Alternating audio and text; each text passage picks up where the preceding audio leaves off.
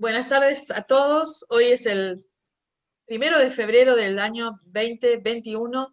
Esta es la charla número 18, charla abierta número 18 del Ministerio JC2 hacia el Segundo Concilio de Jerusalén. Les damos la bienvenida a todos los que vienen de Argentina, de otras provincias dentro del país y también nuestros hermanos de Perú y de Paraguay. Y esperamos hermanos de Uruguay y de Bolivia también. Así que hoy tenemos la charla 18 con el presbítero Enrique Víquez-Baker. La charla se llama La mujer samaritana, la edificación interior del discípulo. El presbítero Enrique Víquez-Baker es el rector de la parroquia San Martín de Tours de Palermo, acá de Buenos Aires, Argentina, y es una parroquia que pertenece a la Iglesia Ortodoxa Francesa de expresión occidental. Junto con Clara Cortázar de Ketman, es responsable del Instituto de Teología y Arte Sagrado San Ireneo de Lyon desde hace 43 años. Así que te damos la bienvenida, Enrique, a la charla 18. Es un gusto tenerte otra vez con nosotros, haciendo el camino de la unidad, escuchándonos y caminando también en diálogo. Vamos Muchas a pasar. gracias. Bienvenido, bienvenido. Y también bienvenidas las mujeres, las señoras que vienen de tu congregación. Es un gusto tener hermanas de la congregación del presbítero Enrique. Así que vamos a darle ahora la palabra al pastor Agustín Marsal, que es el director de esta visión para Argentina y Cono Sur. Muchas gracias a todos y sean bienvenidos. Bueno, queremos dar la bienvenida a Enrique, que ya nos consideramos amigos, también con Marcelo y con otros pastores, sacerdotes, y justamente esta visión le damos importancia a la comunión real entre los sacerdotes y pastores.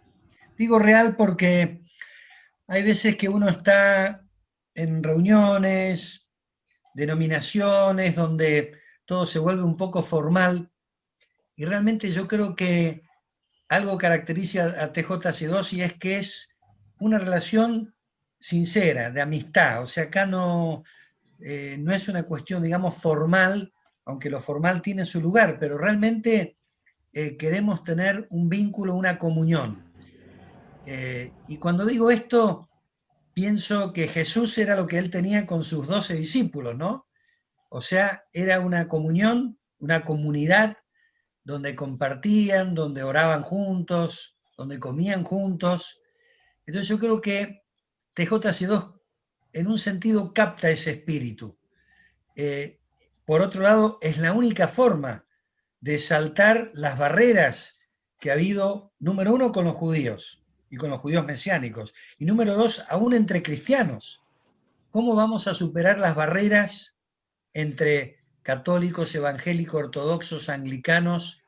De vuelta, podemos terminar en larguísimas discusiones doctrinales y teológicas que no van a resolver básicamente nada. Pero sí puede haber una relación de comunión, de amistad. O sea, que yo tenga diferencias con alguien en la doctrina no significa que sea mi enemigo. Hemos llegado al punto aberrante de que si hay una diferencia doctrinal, esa persona yo ya no le hablo. Y eso no es lo que enseñó Jesús. Así que yo creo que TJC2 tiene un hermoso espíritu, un espíritu de compartir, de comunión, ¿no es así? Que tampoco significa que yo cambie mis posturas porque yo estoy en la iglesia que estoy y sé por qué estoy y por qué no estoy en otra iglesia. O sea, tengo mis convicciones, pero eso no me quita el aprender de mi hermano, el enriquecerme con legados históricos de otras iglesias. Imagínense, cada iglesia tiene una trayectoria, una experiencia, una cultura, ¿no es así? Por ejemplo, con los judíos, cuando nosotros oímos las cosas de la cultura de ellos, nosotros nos enriquecemos porque no somos de esa cultura, ni tenemos que serlo tampoco. Escuchamos a nuestros hermanos ortodoxos, como Enrique, con toda esa espiritualidad, ¿no? De Rusia, de Europa del Este, Bueno, y así, ¿no? Aún nuestros hermanos católicos con muchas cosas que ellos tienen, y de vuelta no significa que tengo que comulgar con toda la doctrina de esa persona, pero tomemos lo bueno, tomemos lo bueno. Y esto creo que TJ nos enseña, por empezar, reconciliarnos gentiles con judíos, que es básicamente la visión central de TJ, es que los gentiles volvamos a aprender todo de nuestros hermanos mayores que son los judíos. Así que, habiendo dicho esto, considero, Enrique, que estamos en comunión, estamos en amistad, y por eso es un placer para mí y para todos los oyentes poder escucharlo en esta tarde. Así que, Enrique, ahora, sin más, habíamos dicho, creo que Gabriel iba a orar, ¿no es así, María? Así que Efectivamente. vamos a hacer que Gabriel, que es de Córdoba, pero misionero en Paraguay, que él haga la oración, y después entonces Enrique. ¿Está bien? Gabriel. Amén. Gracias, pastor. Muchas gracias. Padre, nos presentamos ante ti en esta tarde, dándote las gracias por este espacio que nos brindas a cada uno de nosotros, tus hijos, de diferentes denominaciones, de diferentes tradiciones religiosas dentro del cristianismo, pero todos hijos tuyos, gracias a la sangre de Jesús. Señor, ayúdanos para que podamos ser edificados, para que podamos entender el mensaje de nuestro querido presbítero Enrique. Y Señor, ayúdanos también formando en nosotros este anhelo por la unidad entre los creyentes judíos y gentiles. Gracias por este espacio que es TJC2, y Señor, ayúdanos para seguir adelante, avanzando y cada vez que seamos más hermanos. En el nombre de Cristo Jesús. Amén. Amén. Amén. Con el título de este encuentro, estamos evocando el diálogo de nuestro Señor Jesucristo con la mujer samaritana. La tradición ortodoxa le dio el nombre de Fotina, que en griego significa luminosa. Hay tradiciones de la samaritana, que es fundadora de iglesias, exactamente. Los apóstoles, el Evangelio nos dice que el Señor, yendo de Judea a Galilea, debe pasar antes por Samaria, hacia una ciudad llamada Sicar, donde está el pozo de Jacob. Él debía pasar, es decir, él va a buscar ese encuentro. Los apóstoles van a buscar comida a la ciudad y él permanece sentado junto al pozo, fatigado por el camino y soportando el sol abrasador del mediodía, que los que conocen el lugar saben lo que es. El Señor permanece a la espera del encuentro con esta mujer. El pozo de Jacob es el lugar del encuentro matrimonial del patriarca Isaac con Rebeca, Jacob y Raquel, Moisés con Séfora. Ahora se realizará un cuarto encuentro, el de Jesús con la samaritana. Esto nos indica el sentido nupcial de este encuentro. Cuando ella llega junto al pozo, el Señor inicia el diálogo con un pedido: dame de beber. El primero que hace en el Evangelio. Esto es interesante porque generalmente nosotros le pedimos siempre a Dios. Y estas palabras del Señor nos enseñan que también debemos escuchar lo que Dios nos pide, porque su pedido puede transformar nuestra existencia. La respuesta de la samaritana pone de manifiesto la controversia religiosa que existía entre los judíos y los samaritanos, y que hoy existe entre los cristianos, los judíos, los samaritanos, los musulmanes, etc. Por eso esta palabra de Jesús es para todos y para todas las religiones, cuando se presenta la posibilidad de una controversia. La respuesta de la samaritana a dame de beber pone de manifiesto esta controversia. Le dice: ¿cómo tú, que eres de Judea, me pides de beber a mí, que soy una mujer samaritana? Lo dice por mujer y por samaritana, porque no se podía hablar, las mujeres no pueden hablar con los hombres.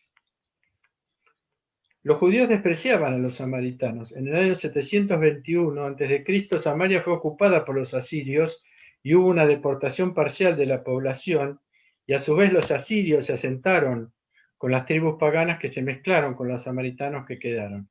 En aquella época los samaritanos tenían la Torá, pero no reconocían la profecía.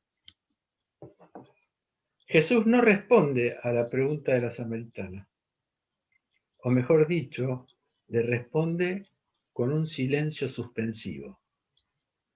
Y le va a decir una segunda palabra que justamente trasciende esas diferencias. Si conocieras el don de Dios, ¿y quién es el que te dice dame de beber? Tú se lo hubieras pedido y él te habría dado el agua viva. Esta es la primera barrera que el Señor franquea, las diferencias religiosas. Se ve claramente que para Dios no existen, son creación de los hombres. Las barreras sexuales, sociales, culturales, como hablaba Marcelo la vez pasada también, y religiosas. El Señor le propone a la mujer un diálogo que se eleva sobre el conocimiento religioso y sus antagonismos, para alojarla en el misterio del conocimiento del don de Dios y del conocimiento de Dios mismo. Jesús comienza revelándose como alguien que es fuente de otra agua, el agua viva. La mujer le dice, Señor, no tienes con qué sacarla, y el pozo es profundo. ¿De dónde sacas el agua viva? ¿Eres tú más grande que nuestro padre Jacob, que nos dio el pozo y de él bebió, y sus hijos y sus ganados? Estas palabras de Jesús despiertan en la samaritana una nueva manera de llamar a Jesús. Ya no es un varón de Judea, es Señor. Ya Jesús no es un varón, como lo había nombrado antes. Además, ella intuye que esa agua viva viene de otro pozo y que quien la ofrece puede ser alguien, no algo, alguien más grande que el patriarca Jacob. Se ve que tanto la presencia de Jesús como sus palabras despiertan en su corazón intuitivo y sensible de mujer la apertura necesaria para recibir un conocimiento nuevo, a pesar de que esto pueda atentar contra sus creencias. Ante estas preguntas, Jesús le responde una palabra esencial que es el centro de este pasaje de 26 versículos. Algunos saben qué significa el número 26, de qué palabra o de qué nombre es el número 26. Si no, después lo va a decir Marcelo, seguramente.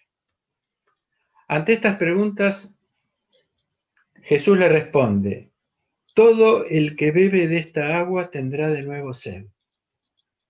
Mas el que beba del agua que yo le daré, no tendrá sed eternamente, mas el agua que yo le daré se convertirá en él, en manantial que brotará hasta la vida eterna. Aquí Jesús habla claramente de dos aguas y de dos sed. El agua del pozo y su sed significa la necesidad natural y universal, el deseo, la necesidad que manifiesta lo que nos falta. Es el ciclo perpetuo de la energía eros que va hacia el infinito.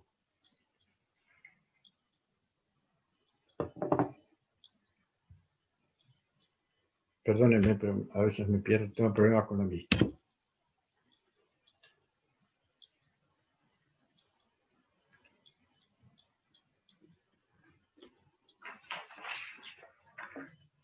Hasta Dios. Jesús reconoce esta primera sed de beber, no la condena. No olvidemos que el comienzo de este diálogo el Señor le pide al comienzo de beber a la samaritana. Sin embargo, Él va a proponerle otra sed de otra agua. Mas el agua que yo le daré se convertirá en él en manantial de agua que brotará hasta la vida eterna. De la sed de beber pasa el Señor a la sed de brotar. de dar, de ofrecer. Pasa del eros al ágape. Pasa del agua viva que se ofrece, que se inclina, que desciende, que se propone. La dirección es totalmente distinta, pero no se opone a la primera sed, sino que la complementa, la purifica, la transforma y la hace eterna. O sea que el Señor pasa de la sed de beber a la sed de brotar. El Señor propone una nueva agua que no es exterior, sino que es interior. Es el amor como ofrenda y no como deseo. Ambos son necesarios. El deseo o la sed son una necesidad, no somos libres. Pero esta segunda sed es libre y gratuita. El diálogo continúa con el pedido de la mujer. Señor, dame de esta agua para que no tenga más sed y no tenga que venir a sacarla. Jesús no responde a su pedido. El misterio del conocimiento del agua viva necesita una cierta sanación interior para ser asimilado. Y para sanarse es necesario el conocimiento de sí mismo. Llegó la hora del conocimiento personal, del reconocimiento de la verdad de nosotros mismos, que no se cumple ni a través de la culpa, ni a través del remordimiento, ni en el miedo por el castigo. La palabra de este camino de sanación es penitencia, que para Occidente tiene algunos componentes de culpa, remordimiento y miedo al castigo. Sin embargo, esta palabra viene del griego, metanoia, que literalmente significa cambio de espíritu, que no es lo mismo, el sentido. Es una única palabra que es traducida indistintamente en las Biblias como penitencia, arrepentimiento o conversión. Y la palabra hebrea es teshuvah, que creo que significa conversión también. El cambio de espíritu no es un trabajo que debemos hacer por nuestra cuenta para pasarnos en limpio, no es un voluntarismo individual que brota de un impulso pasajero. Es un camino donde, en comunión con el Señor, Él nos va diciendo pausadamente, con amor y confianza, la realidad de nosotros mismos. Es un conocimiento que viene de Dios, es ser conocidos por Dios, como dice San Pablo. Ahora vemos en un espejo, en enigma, entonces veremos cara a cara. Ahora conozco de un modo parcial, pero entonces conoceré como soy conocido por Dios. Por eso Jesús comienza diciéndole a la mujer, vete, llama a tu marido y vuelve aquí. La mujer responde y le dice, no tengo marido. Jesús le dice, dices bien, no tengo marido. Pues has tenido 5 maridos y el que ahora tienes no es tu marido. En eso dices la verdad. Los 5 maridos y el sexto que no lo era develan una cierta promiscuidad en su vida, ya que en aquella época era impensable haber tenido 5 maridos, y menos aún la convivencia con un sexto marido que no lo era. No vamos a entrar en el simbolismo de los 5 maridos, que es inagotable. Vamos simplemente a esto. Una cierta promiscuidad en su vida. El Señor conoce la vida de la samaritana y ese conocimiento, lejos de avergonzarla, de hacerla sentir culpable o descubierta en sus faltas, la conmueve, revelándole en su corazón la presencia de un profeta. La Torá le enseñó lo que hay que hacer, pero este hombre, este profeta, me dijo todo lo que he hecho, dirá más adelante la mujer cuando dé testimonio del Señor a los samaritanos. Pero ahora dice, Señor, veo que eres un profeta. Nuestros padres adoraron en este monte, y vosotros decís, en Jerusalén, el lugar donde se debe adorar. Para los samaritanos, el único profeta era Moisés, y ellos esperaban un nuevo profeta enviado por Dios, según las palabras del Deuteronomio 18:15. Sin embargo, estas palabras de Jesús, que le revelaron sus faltas, sin juicio, sin condenación, despiertan en ella otra posibilidad de adoración. Y así como antes le preguntó al Señor, ¿de dónde viene esa agua viva? Ahora le pregunta, ¿de dónde viene esa adoración?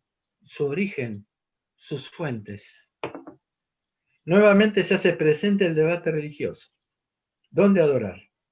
¿En el monte Garizim, en Samaria, o en el monte de Jerusalén? Los judíos y los samaritanos diferían, entre otras cosas, en cuanto al lugar de adoración. Antes no era oportuno hablar de las diferencias religiosas.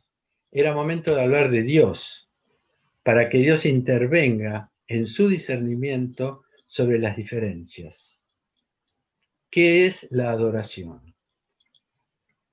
La adoración es el acto que une a todas las tradiciones, es el principio y el fin de toda experiencia religiosa.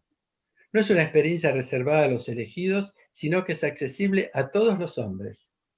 La adoración condensa los actos de oración, alabanza, acción de gracias, glorificación, súplica, etc. Incluye también los gestos corporales como la prosternación, la elevación de las manos, etc. ¿Qué le responde el Señor a la mujer acerca del lugar de adoración? Ten fe en mi mujer. Viene la hora en que ni en este monte ni en Jerusalén adoraréis al Padre.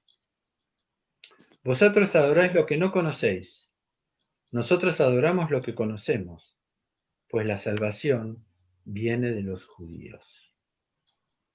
El Señor anuncia aquí el advenimiento de un nuevo lugar y de una nueva hora, donde las diferencias de los lugares exteriores de adoración son trascendidas. Y el punto de partida de este nuevo tiempo es la fe. Jesús comienza diciéndole, ten fe en mi mujer. Esto es un nuevo pedido del Señor. Jesús le pide a la samaritana y a nosotros una fe que no se vive en una doctrina, una idea impuesta a la que hay que obedecer, sino que es una relación de confianza y de fidelidad perseverante de una persona hacia la otra, que ciertamente crecerá con el tiempo. La fe no pasa por la razón, sino que pasa por la relación con el Señor, que nos pide que tengamos fe en Él. Nos pide el agua y nos pide que tengamos fe. Tener fe es un trabajo interior muy exigente. La fe es una fuente de preguntas y combates antes de convertirse en una fuente de certeza y de paz, dice Thomas Merton, un sacerdote y monje trapense de la abadía de Getsemaní en Estados Unidos, del siglo XX. Así como Jesús pasó por alto el principio de las diferencias religiosas entre los judíos y los samaritanos, no respondiendo a las primeras palabras de la mujer, ahora va a distinguir las diferencias afirmando que la salvación viene de los judíos. El Señor no quiere convertir las diferencias en barreras, en obstáculos. La pluralidad hace la riqueza del hombre y del mundo, pero no todo es lo mismo. No es lo mismo la revelación con o sin la profecía, no es lo mismo el judaísmo y el cristianismo a pesar de la revelación en común, y también debemos reconocer que hay diferencias entre las distintas confesiones cristianas. Mi padre espiritual, el padre Jack Edman, hablaba de una ley doble que está latente en toda la Biblia. No separar lo que Dios une, no confundir lo que Dios distingue. Sirve para todo tipo de relación. Para todo tipo de relación. Además hay un denominador común en todas las confesiones, que está por encima de cualquier antagonismo, que es conocer a quien adoramos.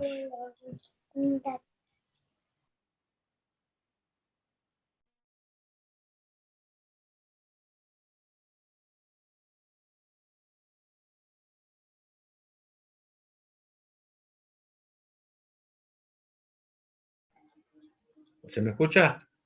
Ahora sí. Ahora sí. Además hay un denominador común en todas las confesiones que está por encima de cualquier antagonismo, que es conocer a quien adoramos. Y ese conocimiento viene de una relación personal con las personas divinas. El Señor le pide a la samaritana y a nosotros que tengamos fe, confianza en Él, en lo que nos dice y en lo que nos va a decir ahora. Más viene la hora, y es ahora, en que los verdaderos adoradores adorarán al Padre en el Espíritu y en la verdad. Sí, el Padre busca a los que lo adoran así. Dios es Espíritu, y los que lo adoran deben adorarlo en el espíritu y en la verdad. Y eso es para todas las confesiones y para todas las religiones.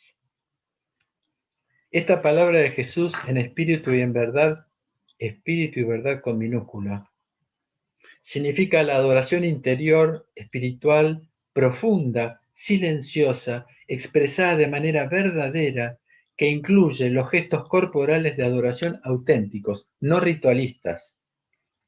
Una adoración sin nuestro espíritu será una oración psíquica que manifestará estados de ánimo pasajeros o superficiales, sentimientos agradables o desagradables, ideas, promesas, propósitos pasajeros, que engendran encuentros tibiamente verdaderos.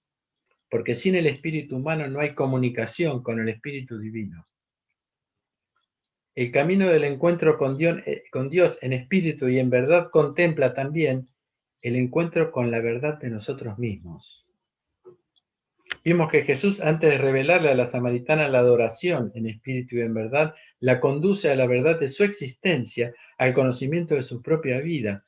Cuando ella le confiesa que tuvo 5 maridos y un sexto que no lo era, Jesús le dice, en eso dices la verdad. Adorar a Dios en espíritu y en verdad es un largo, profundo éxodo de nosotros mismos. Es un desierto de nuestras certezas, un desierto del entendimiento, elementos que significan para muchos la fe. Tenemos fe en lo que entendemos, en lo que nos parece razonablemente posible, en lo que contiene una cierta lógica. Sin embargo, todo esto es una construcción humana, edificada piedra sobre piedra en la ausencia de Dios. Es necesario entonces un camino de simplificación, de vaciamiento de nuestros estados superficiales, de nuestras ideas buenas y morales, de los sentimientos religiosos pasajeros que se esfuman ante la primera prueba, que es necesario transitar entonces la primera bienaventuranza, la pobreza por el espíritu. La adoración en espíritu y en verdad es un encuentro con Dios con hombres libres, un encuentro de amor desinteresado, de fidelidad amante a su voluntad, de confianza plena en sus palabras. Es un nuevo nacimiento del agua y del espíritu, como le indica el Señor a Nicodemo. El que no nace del agua y del espíritu no puede entrar en el reino de Dios. Un capítulo anterior es el encuentro del Señor con Nicodemo, que era un doctor de la ley. Sin embargo, el diálogo con ese doctor de la ley no tiene relación con este diálogo con la samaritana. Esto nos conduce al segundo sentido de la adoración en espíritu y en verdad, con mayúscula, espíritu con mayúscula y verdad con mayúscula, que es la adoración trinitaria.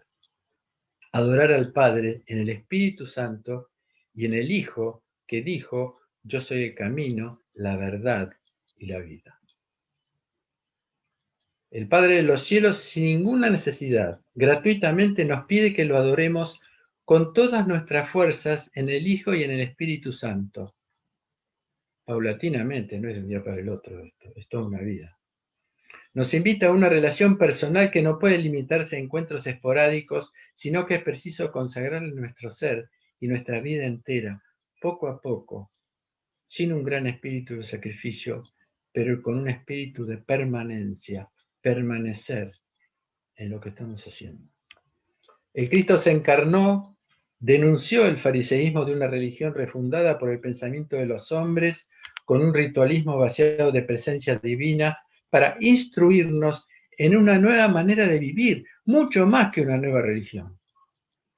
Por eso, como dice Paul Evdokimov, un teólogo ortodoxo contemporáneo, tenemos que dejar de ser tan fácilmente religiosos.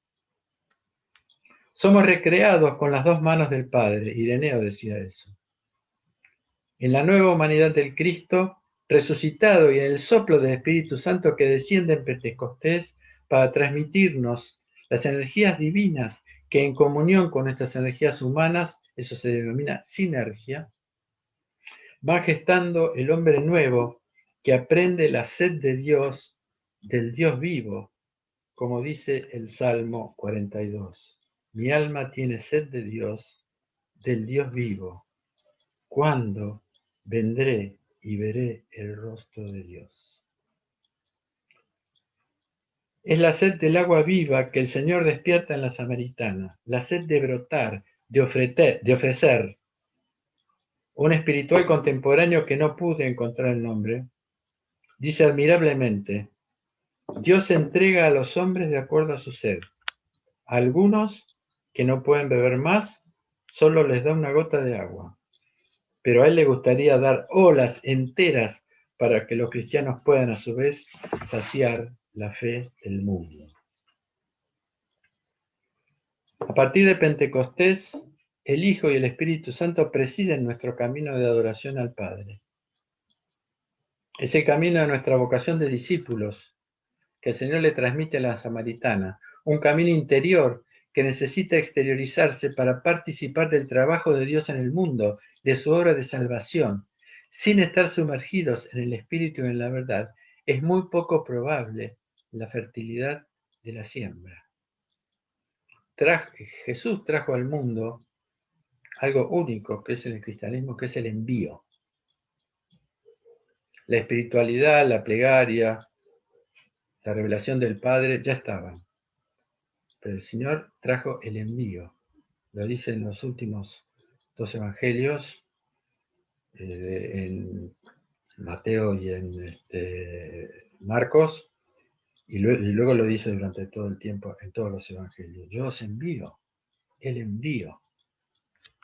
Adorar al Padre en espíritu y en verdad es la más grande revelación mística que el Señor nos haya ofrecido. Es la expresión luminosa de su sed. Él tiene sed de nosotros, que nos pide beber el agua de nuestra existencia para donarnos el agua viva de su vida divina, ofrecida libremente, participándonos amorosamente de su íntimo deseo. Hemos oído que Dios dijo: si conocieras el don de Dios. ¿Qué es el don de Dios? El don de Dios es algo, es la vida eterna. Dios quiere hacernos participar de la vida eterna. Es la adquisición de la semejanza prometida por el Señor apenas fuimos creados. ¿Recuerdan? Haremos un hombre a nuestra imagen, para nuestra semejanza. Pero el don de Dios también es alguien.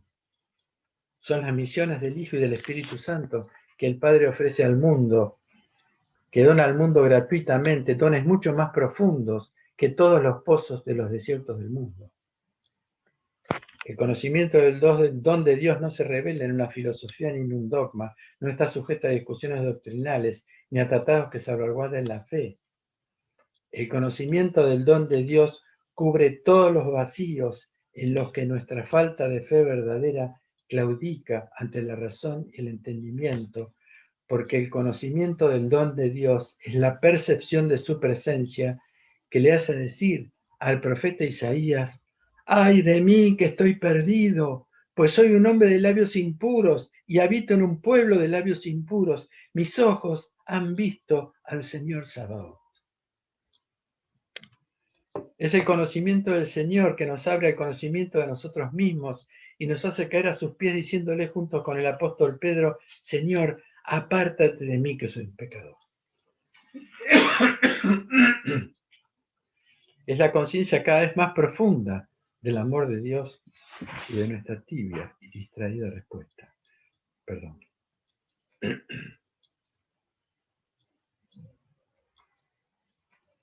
Finalmente podemos decir que el don de Dios es el conocimiento que el Padre, por el Hijo y en el Espíritu Santo quiso revelarnos.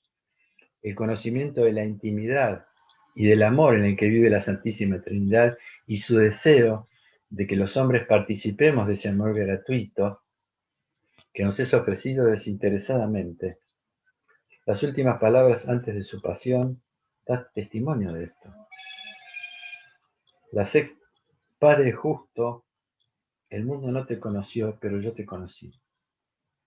Y estos conocieron que tú me enviaste. Yo les hice conocer tu nombre y se los haré conocer aún, para que el amor con que me amas esté en ellos y yo en ellos.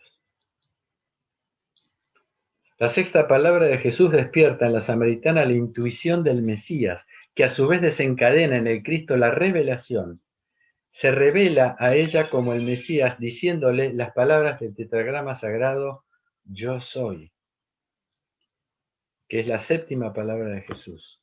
Y esta palabra no solamente revela al Mesías, sino que también hace correr el velo de la persona divina.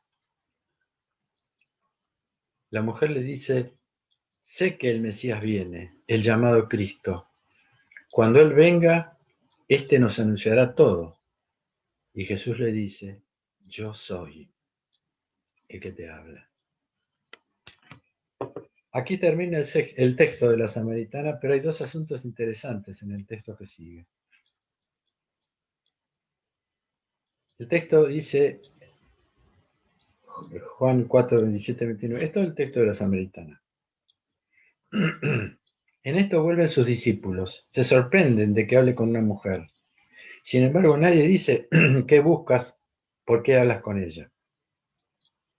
Entonces la mujer deja su ánfora, se va a la ciudad y dice a los hombres, venid y ved a un hombre que me dijo todo lo que he hecho. ¿No será acaso el Mesías? El escrito nos dice que luego de la revelación de Jesús, como el Mesías, la mujer deja su ánfora. El ánfora es para recibir agua y para verter agua. Y además es símbolo femenino de la mujer. La mujer está más cerca que el varón de las fuentes de vida. Recibe la vida y la ofrece como la tierra que recibe la semilla y da fruto. Y entre el recibir y el ofrecer hay una tercera cosa imprescindible que ella adquirió, que es asimilar. Justamente es esta transformación interior la que indica el gesto simbólico de dejar el ánfora. Ella está transformada porque es dentro de ella, de su alma profunda, de su cuerpo y de su espíritu, de su corazón profundo, que ella recibió al Hijo de Dios, recibió la buena nueva, que cambia toda su relación consigo misma, con su pasado y con los otros. Ya no necesita llevar su ánfora porque ella misma se convirtió en una ánfora nueva. El manantial, la sed de brotar está despertado en ella, entonces puede ofrecer. ¿Y a quién ofrece? A Dios, a Cristo. Estaba aislada y ahora va a hablar con los hombres. Se nota que estaba aislada porque ninguna mujer va sola a buscar agua a las 12 del mediodía, hasta el día de hoy. Está aislada y ahora va a hablar con los hombres para ofrecerles nada menos que al Mesías. Y los invita con las mismas palabras que Jesús le dice a sus dos primeros discípulos, Juan y Andrés. Les dice, venid y ved. Y la última palabra, ¿no será el Mesías?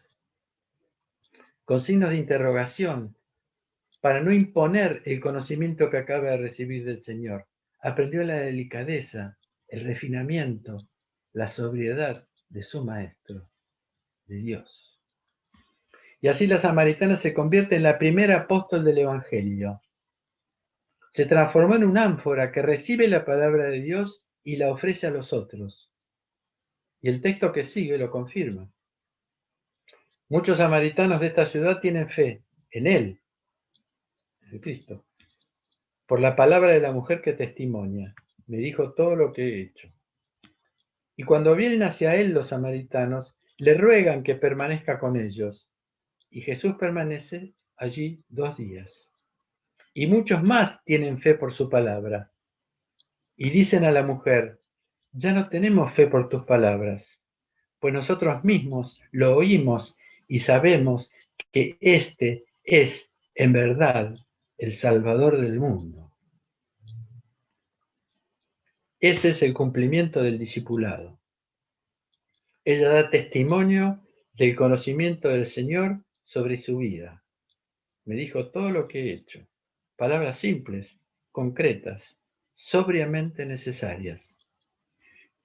Porque en el silencio del palabrerío inútil y de las discusiones estériles, Fotine supo transmitir la luz del agua viva que el Señor le dio de beber en abundancia, apenas con 7 palabras en la intimidad fecunda del pozo del agua. termino con unas palabras del profeta Isaías.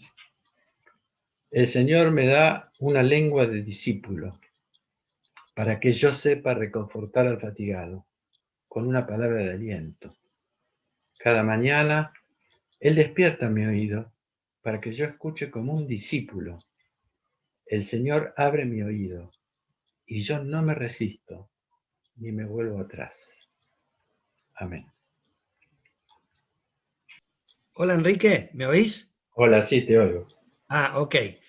Sí, quería que en una parte de la charla dijiste que pasó del Eros al Ágape. ¿Podés explicar un poco eso? Sí. Hay dos tipos de amor. El Eros, que es el amor del deseo, que nos fue dado para el deseo de Dios. Es decir, es un amor que va desde nuestro corazón hasta Dios. Es el Eros de la necesidad, que sucede en todas las relaciones humanas. Con Dios, con los seres humanos, nosotros amamos y ese deseo es una necesidad. El ágape es un amor de ofrenda, donde la necesidad es ofrecer, no recibir. Es el amor que viene de la Santísima Trinidad.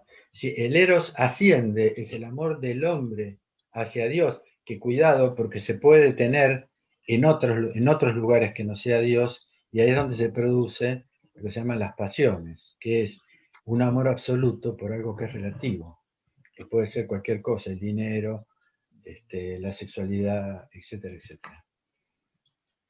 Y el ágape es el amor de Dios hacia el hombre, que es el amor que Dios nos da como el amor de ofrenda, no de obtener para obtener algo, sino hasta podría decir el placer de ofrecer más que de recibir. Es un amor que es muy difícil para nosotros entender ahora que estamos en plena etapa de capitalismo en todos los niveles, ¿no es cierto? Donde el amor es una inversión para recibir determinada cantidad de cosas. Es decir, eso se nos hace muy difícil en esta cultura occidental, mundial que estamos viviendo. Pero, digamos, son los que bíblicamente significan, esas dos palabras se dicen de manera distinta, que significan exactamente eso. Pero en el hombre, Dios quiere el amor, ágape, en el hombre. San Pablo, muchas veces que habla del amor, dice ágape. No sé si respondí a la pregunta.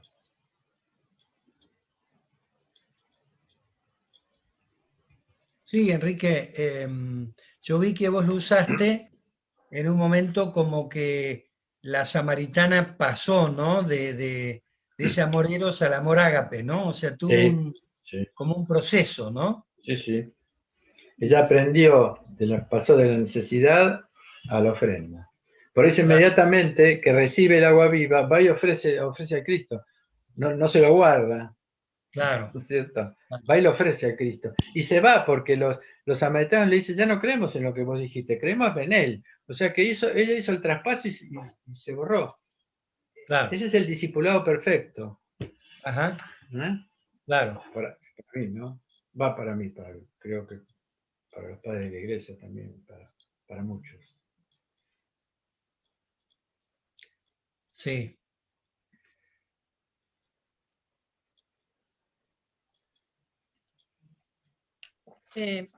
Enrique, Sí, ¿qué tal? Gracias por compartir. Tenemos tu PowerPoint, algunas imágenes y palabras. Si querés que comparta, lo puedo hacer. sí, yo las palabras ya las dije, pero si querés, me encanta, porque pusiste imágenes también, ¿no? Sí, imágenes que vos mandaste que tienen que ver con la expresión de fe ortodoxa, que me parece que está bueno Bueno, acompañar. dale, sí, buenísimo. Bueno, ahí Buenísimo. voy a compartir. Mientras tanto, pueden seguir haciendo preguntas y mientras tanto yo comparto.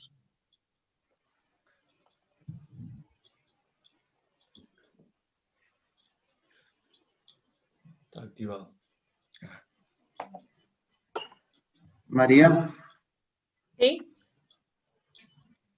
No, yo no puedo escribir por el chat, me sale deshabilitado, pero yo quería reflexionar en algunas cuestiones de lo que acaba de decir Enrique, que yo lo veo como hoy mismo sucede entre todos nosotros, cuando nosotros podemos hablar con personas que están recién comenzando el camino o que tienen muchos años.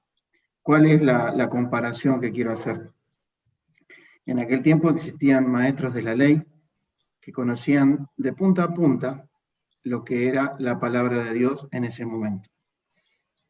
Hoy nosotros también podemos conocer personas que tienen ese nivel de conocimiento, pero que nada en absoluto se puede comparar con el tener una experiencia personal con el Señor, que es lo que le pasó a la samaritana. Quería decirlo. Exactamente, es eso. Es decir, cada uno de nosotros puede adquirir, puede tener una experiencia personal con el Señor. Cada uno. Hay que ver en cada caso cómo, pero en muchos casos seguro ya lo saben eso, pero lo que pasa es que es un diálogo diferente, es un diálogo con alguien que uno no ve, con alguien que muy pocas veces oye. Pero leer profundamente es oír. Cuando uno lee profundamente la Biblia, está oyendo la palabra del Señor, y el Señor se manifiesta de muchísimas maneras. Nosotros estamos muy distraídos en el mundo, no recibimos los signos que el Señor nos da. Y establecer esa relación nueva es difícil, pero es absolutamente posible. Se puede vivir comunitariamente o personalmente, las dos cosas. Eso es exactamente lo que quise transmitir. Eso es. No, perfecto, perfecto, quedó muy claro y le agradezco la explicación. ¿Tienes una pregunta? Sí. Bueno, Hola, Enrique. Hola. A mí hace poco me tocó una lectura de Rebeca, que tenía que ir a un pozo y ahí le anunciaban a ella que a alguien habían enviado que si ella decía lo que decía, Isaac, ¿no? a Isaac, Sí. no me acuerdo bien, pero ¿es ese mismo pozo? Sí, Abraham lo manda a Eliezer a buscar una mujer para Isaac. Claro. Y le dice, es muy interesante lo que dice, porque justamente le dice la misma palabra. Y Abraham le dice, si esa mujer, tú le debes pedir de beber, y si esa mujer te ofrece el cántaro, esa es la mujer con la que se tiene que casar mi hijo. Cierto. Y Rebeca le ofrece para beber. Después no solamente le ofrece beber eso, le da de beber a todos los camellos, que ya Sí. Marcelo nos contó el trabajo que es darle de beber a todos los camellos. Sí, ese es el mismo pozo.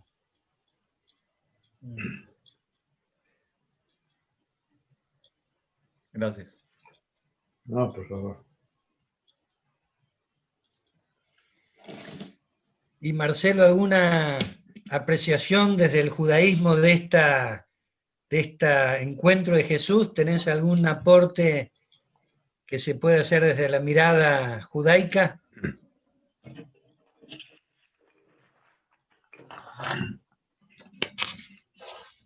Bueno, la verdad es que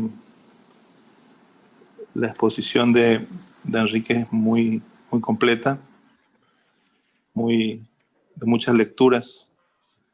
Yo estoy ya pensando cuando tenga la grabación para volver a escuchar, porque ni siquiera pude llegar a tomar todas las notas que esperaba, porque hay mucha riqueza y muchas líneas de lectura.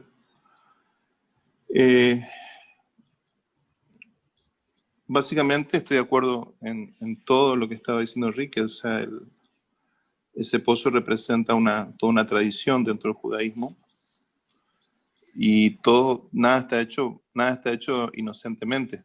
Todo tiene no existe nada inocente en la literatura y menos en la Biblia. Todo tiene una razón de ser. O sea, ese pozo tiene una larga tradición de encuentros de parejas. Entonces nos habla un poco del encuentro de Jesús con una mujer que es un tipo de la iglesia, ¿no? La iglesia del Señor, que Él va a buscar, que Él viene a buscar. Y así como yo expliqué en su momento, he compartido el tema de que en la relación de Isaac con Ribka, con Rebeca, también se puede encontrar un paralelo entre el padre mandando al espíritu a buscar esposa para el hijo, para el heredero. A partir de ahí el tema es profundísimo, sin duda, pero me gusta mucho el concepto, ¿no?, de adoración. Me gusta mucho el concepto de adoración que compartía Enrique, y también alguno de los pastores mencionó el tema del conocimiento, el no conocimiento. Y yo creo que lo maravilloso, entre tantas cosas maravillosas de este pasaje, es que nos pone en perspectiva. Como bien decía Enrique, la adoración es lo superador, la adoración es el punto más alto. Cuando uno adora, todo lo demás ocupa el lugar.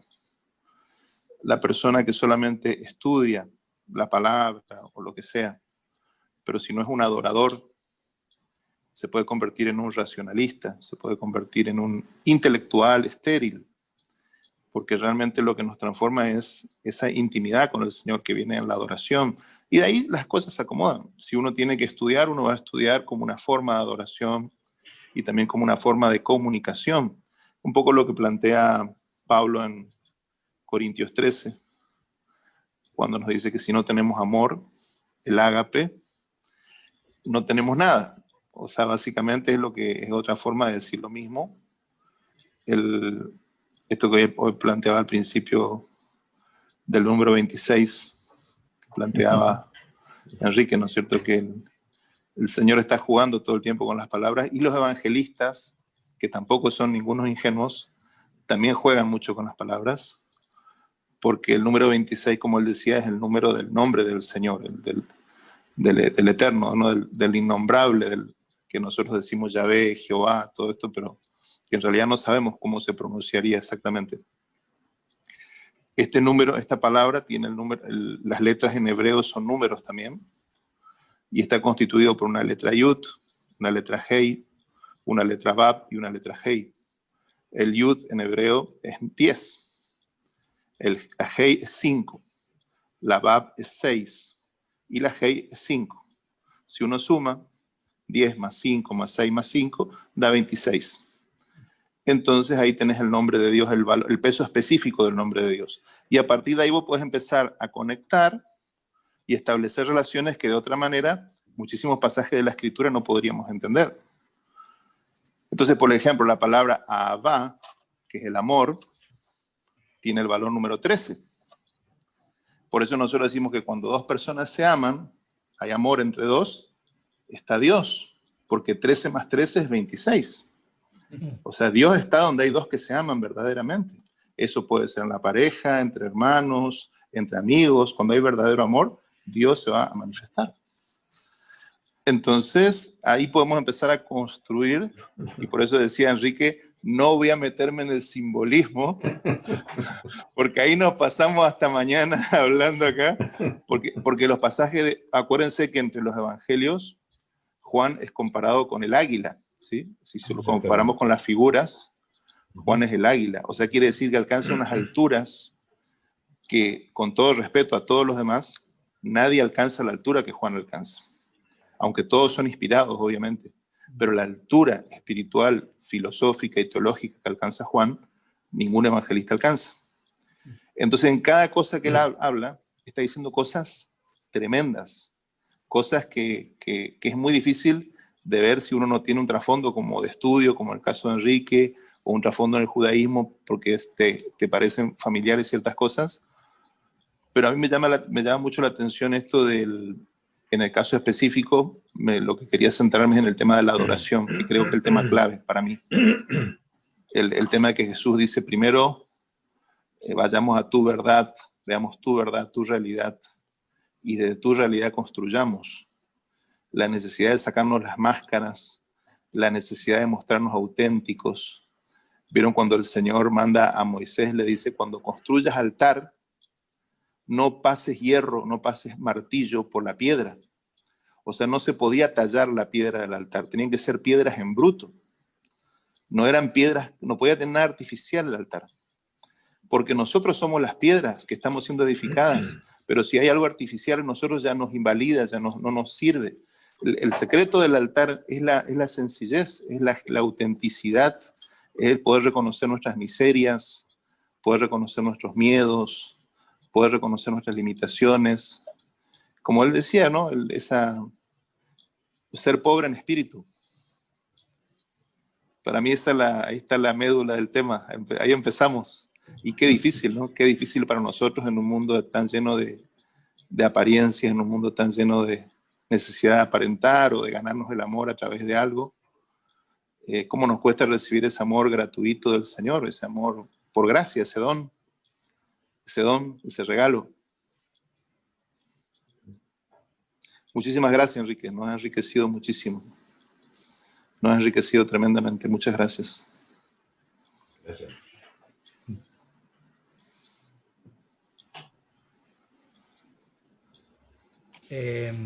Enrique. Sí.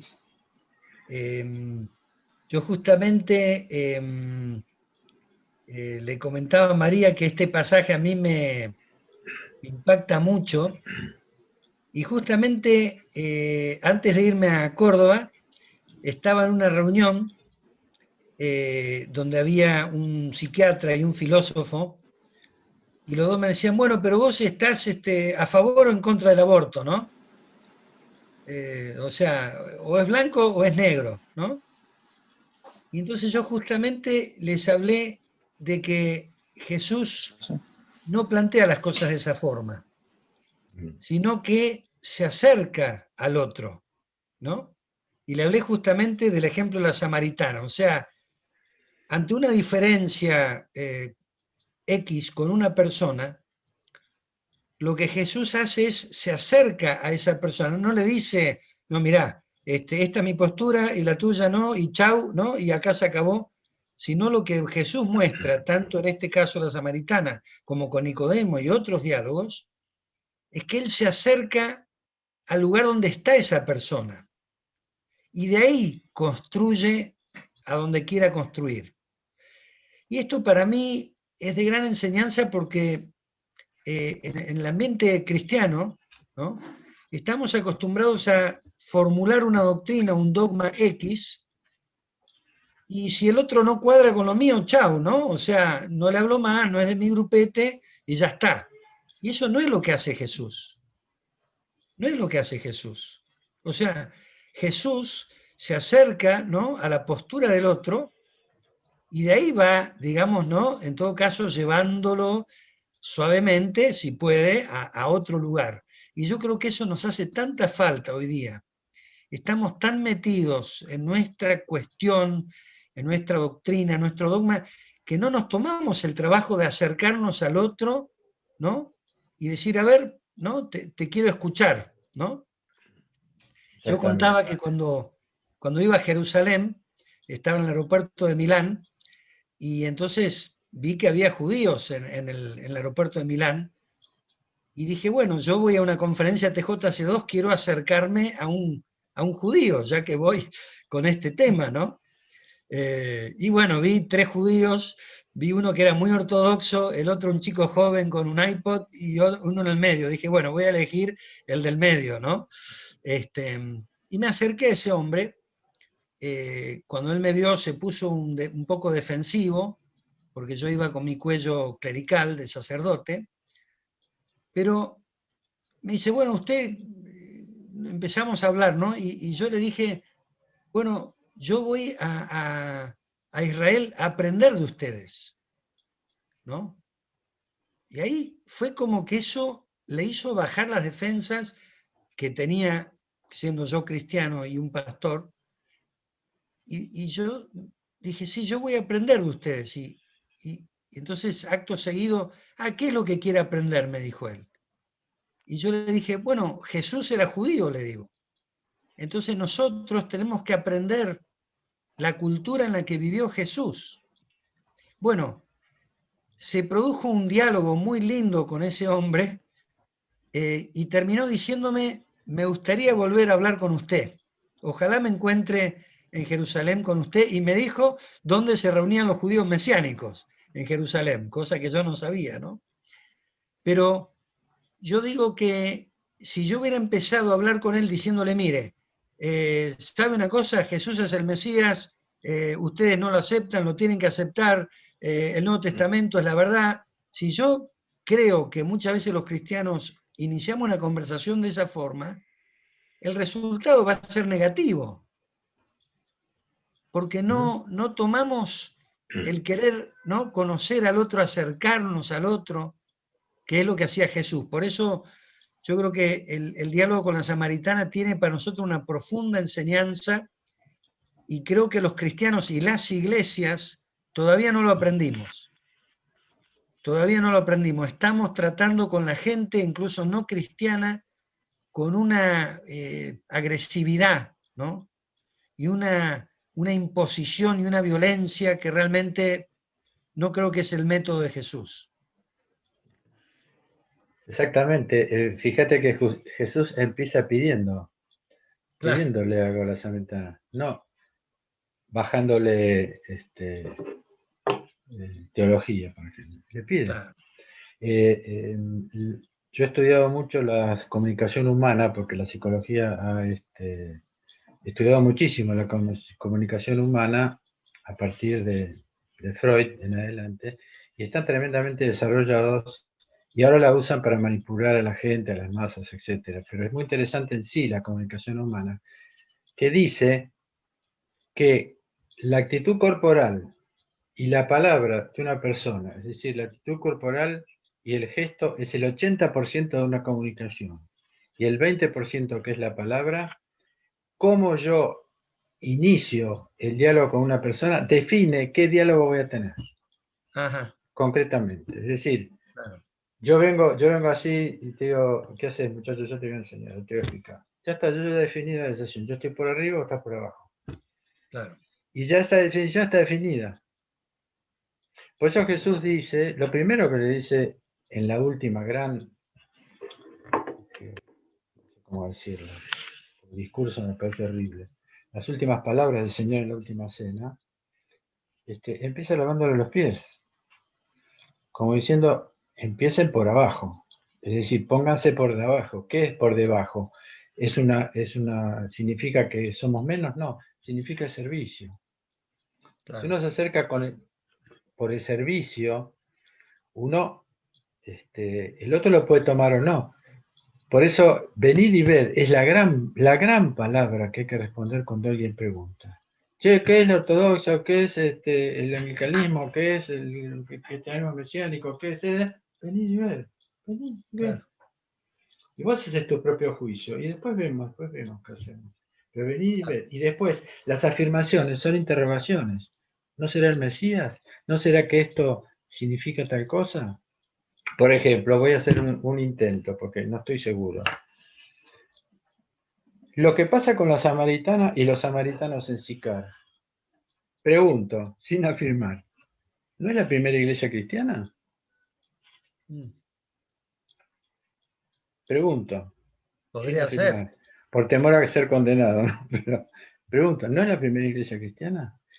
¿Y no es la primera iglesia cristiana fundada por una mujer y no por un hombre? Por ejemplo. ¿No es la iglesia de los marginados? Porque Jesús habla mucho de los samaritanos. Jesús habla del buen samaritano, Claro. que es la parábola que nos indica el lugar de sanación, y al final habla de una posada, es decir, de una iglesia, donde lo lleva a sanar a ese enfermo, que un levita y un sacerdote, un representante del clero oficial, no lo vieron. Entonces tenemos a la samaritana, el buen samaritano. El único leproso de los 10 leprosos que agradece al Señor la sanación era un samaritano. Es el único que le agradece, los otros 9 no le agradecen. Por ejemplo.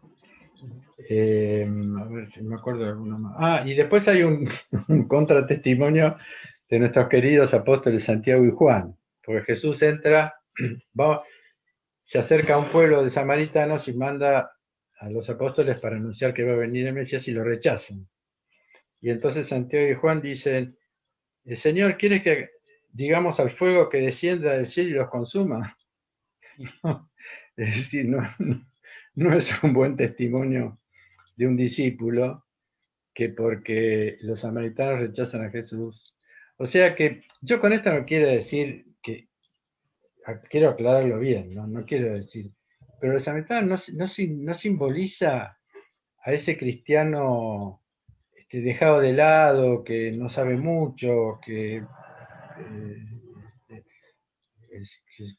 no está bien instruido, no sigue la liturgia, que no van a ser esos cristianos los que van a formar la nueva iglesia, porque yo creo que va a haber una nueva iglesia cristiana que va a ser única, pero después de muchas pruebas, ¿no es cierto? Pero no podría ser, es una pregunta, no es una aseveración.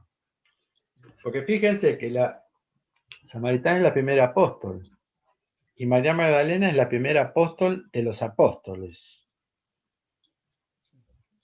de la resurrección, que los apóstoles no le creen. Yo no estoy echando debajo a los apóstoles, son los seres más elevados después de la Santísima Trinidad y de San Juan Bautista, de María y de San Juan Bautista. Pero es una pregunta, dejémosla ahí.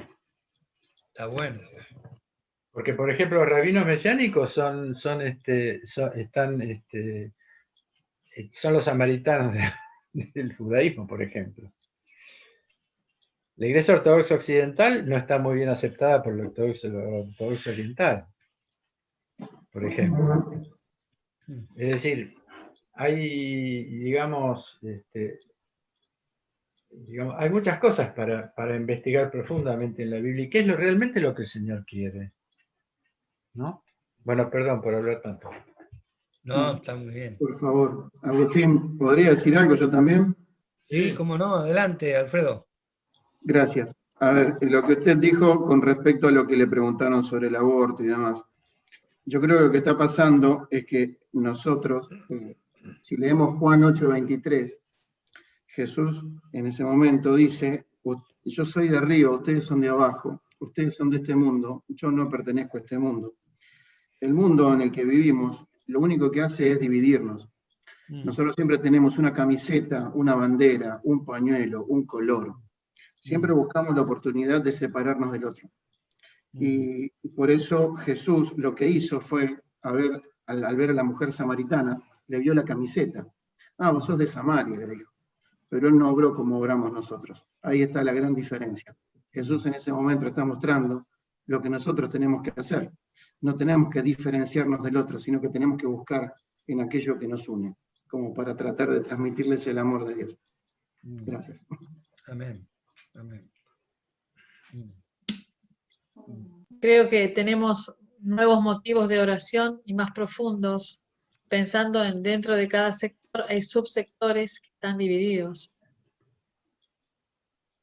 Como fue en el judaísmo, después la secta del Nazareno, la iglesia ortodoxa oriental, después la occidental,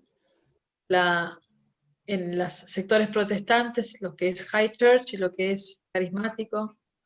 ¿Cuántas divisiones que hay? Subdivisiones. Buscando la verdad y cuál es el concepto de cuál es la verdadera iglesia, ¿no?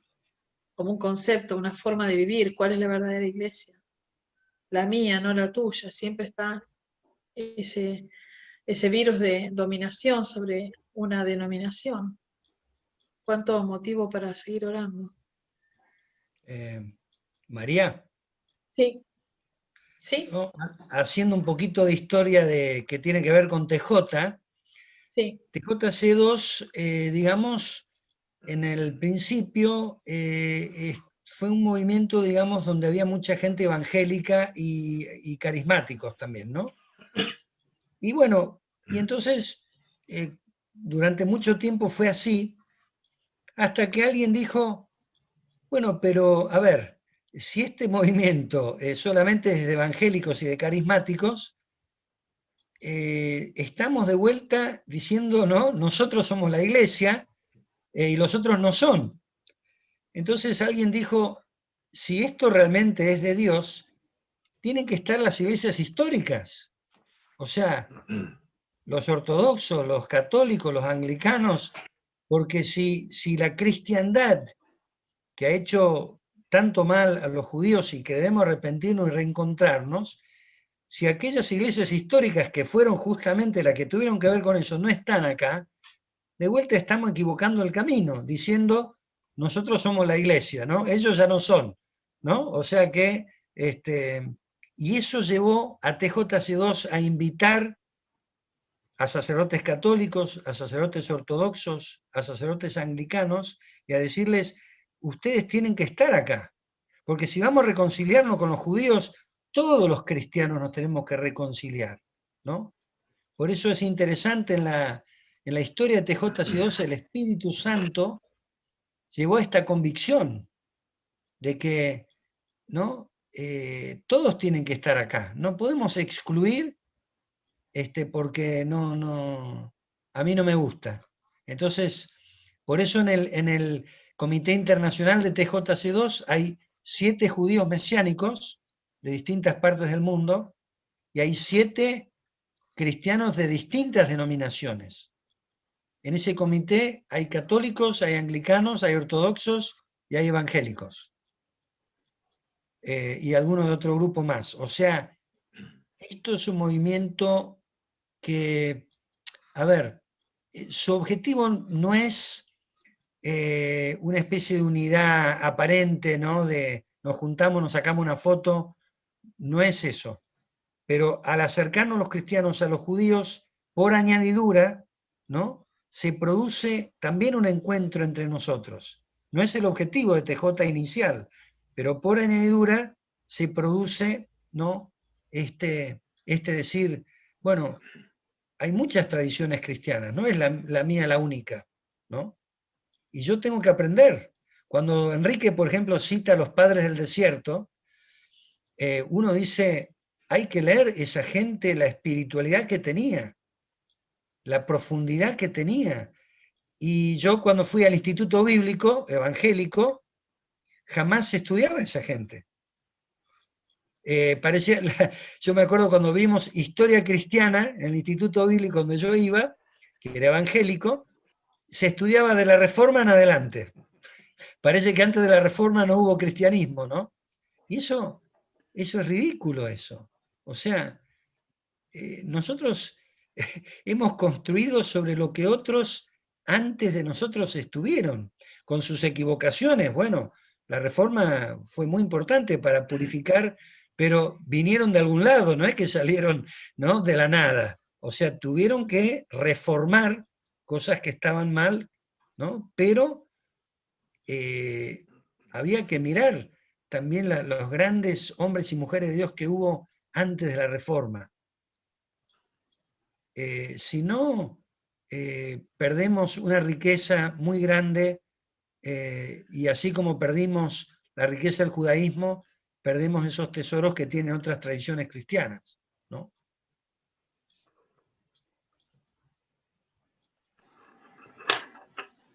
Me gustaría decir algo si puede. Sí, adelante, Marcelo. Ustedes saben que en el judaísmo la oración más importante del pueblo hebreo todos los días es la oración que se llama Shema. Sí. Shema, que está en Deuteronomio 6:4. Shema Israel, Adonai Eloheinu, Adonai Echad. Escucha Israel, el Señor nuestro Dios, el Señor es uno. Y la idea de la unidad de Dios como uno, es como la gran búsqueda de toda la revelación a partir de ahí. Entonces, por eso es que Jesús va a terminar su ministerio, entrega el ministerio en Juan 17, justamente en Juan, no en otro evangelio. Él entrega el ministerio al Padre diciendo, te pido que a estos que me diste los guardes en unidad, que sean uno, para que el mundo crea. O sea, lo que Moisés inaugura en Deuteronomio 6:4, Jesús lo concluye en una oración al Padre, pidiéndole que lleguemos a ser uno. Y acuérdense que el gran castigo, digamos, de la gran disciplina, castigo, como quieran llamar, de Dios al pueblo de Israel, ¿cuál es? Si ustedes no me obedecen, si ustedes no guardan mandamientos, yo los voy a dispersar. Los voy a dispersar por los pueblos.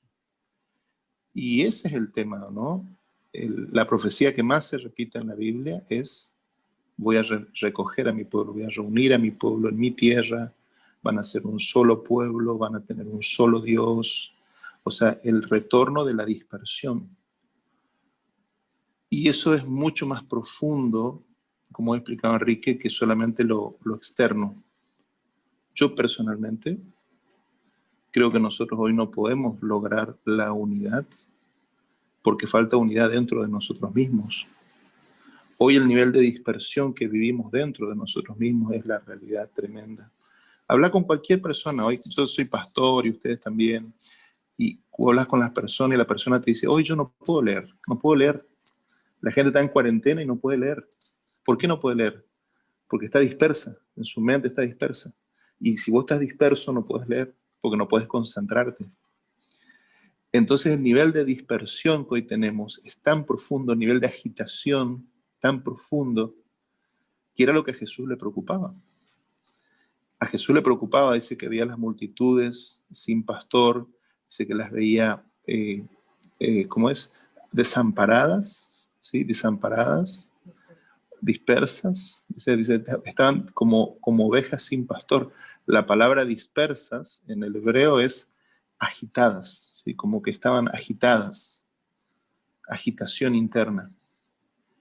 Entonces yo creo que esto es lo valioso, darnos cuenta que no es lo importante juntar 1000 personas en un lugar o hacer una ultra recontra conferencia, sino empezar cada uno con esto, cada uno con su verdad, cada uno pudiendo llegar a lo que llegó la samaritana, que ella, enfrentada a Jesús, se pudo dar cuenta de su realidad. Era una mujer promiscua. Pero Jesús siempre buscó a estas personas. Dios siempre buscó a estas personas. La redención de la tierra de Canaán empezó con la redención de una prostituta, que era Rahab. O sea, es una prostituta la primera que el Señor busca para salvar entre los paganos. Siempre el paradigma empieza ahí. Dice: los publicanos y las prostitutas van delante de ustedes al reino, dice Jesús. Entonces hoy el problema lo tenemos los profesionales del Evangelio, los pastores, los sacerdotes, los que de alguna forma tenemos la tradición de Nicodemo, de los que creemos que sabemos, pero Jesús no puede entrar en profundidad con nosotros, porque como reemplazamos esa sed genuina de Dios, esa sed del pecador, del desamparado, la reemplazamos por conocimiento, por tradición, por información, entonces nos quedamos ahí, nos quedamos en la cáscara del asunto. No estoy diciendo que el conocimiento esté mal. El problema es cuando el conocimiento racional, tapa ese lugar que tendría que ser de la conexión en el espíritu con el Señor. Cuando hay una conexión en el espíritu con un Dios que es uno, lo natural que va a surgir es la unidad. Lo natural que va a surgir es ese amor ágape, de querer buscar la unidad y de sumar y de integrar, porque si vos vas a hacer de acuerdo a quien vos adorás. Si vos adorás tu iglesia o tu tradición, vas a ser separatista, vas a ser divisionista. Si vos adorás tu teología. Ahora, si vos le rendís culto a aquel que es uno, y ojo que él dice Ejat, Ejat es unidad en la multiplicidad. Es una unidad integrada. Porque no dice Yahid, no dice Yahid, porque si dijera Yahid, sería una unidad sin posibilidad de partes. Dios es Ejat, porque es uno, pero tiene partes, por decirlo de alguna forma. Entonces, es una unidad que permite la diversidad. Lo que ustedes decían, no estoy traicionando mi identidad, pero a la vez, como estoy unido al mismo Padre, vos sos mi hermano. Si vos adorás al mismo Padre que yo, somos hermanos en el Espíritu. Más allá de cualquier cosa, cualquier otra cosa, eso está por encima de todo. Acá tengo una piedra me traje un souvenir de Israel, de los padres del desierto, una iglesia ya en Shipta, en el sur del Negev. Esto tiene unos 1600 años. Era parte de un mosaico de una iglesia bizantina del siglo IV. Traje de recuerdo. ¿Te permitieron sacar esa piedrita? El arqueólogo que las tenía me la regaló. Ah, bueno, bueno, porque no te dejan sacar nada, ¿viste? De allá de Israel. Esto es tan común, hay tantas, que cuando los arqueólogos están trabajando se las llevan a la casa, tienen por el jardín, los arqueólogos están años cavando en un lugar, ¿no? Ajá. Entonces las cosas importantes las entregan al museo y estas pavaditas las tienen en su casa. Y bueno, yo llegué ahí y como era mi amigo me regaló esto para que tenga de recuerdo. Está bueno.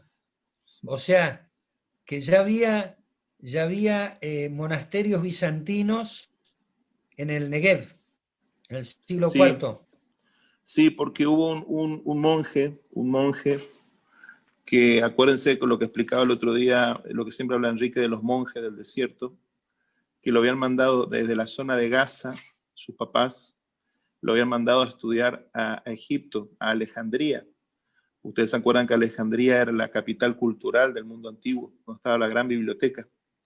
Y él se va a cultivar allá y tiene una experiencia mística, él se convierte al cristianismo en Alejandría. Acuérdense que en Alejandría estaba Filón y un montón de grandes siervos de Dios. En el norte de África era la cuna donde estuvo Agustín, donde se desarrolla un movimiento cristiano importantísimo en el norte de África.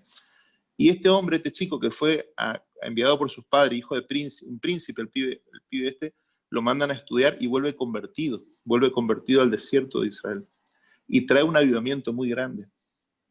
Entonces ahí se abrieron las puertas y se convierten los que se llaman los nabateos que eran los señores del desierto, los que hacían el mercado de la seda y del vino, que trasladaban en camellos la seda desde China a Europa y los vinos de Europa al oriente. Ellos hacen ese camino y la capital de ellos está en Petra, en Jordania. Ustedes habrán visto esa ciudad, la ciudad roja que está en la piedra, es la capital de los nabateos. Pero tenía estaciones en todo el sur de Israel, Shipta, Nitzana, son estaciones para reponerse ellos del viaje en el desierto. Entonces en cada lugar, como se habían convertido estas comunidades, construían iglesias, construían templos. Son hermosas las ruinas, se puede estudiar mucho ahí, es muy interesante. Ahora están las ruinas y se puede ir a estudiar. Y yo tengo un amigo arqueólogo que escribió todo un libro porque él excavó en uno de esos lugares. Y bueno, hacíamos ese viaje de ir a llevar a los peregrinos a que conozcan. Qué lindo. Sí, muy lindo. Qué bueno. Alejandría era considerada la segunda iglesia después de Roma.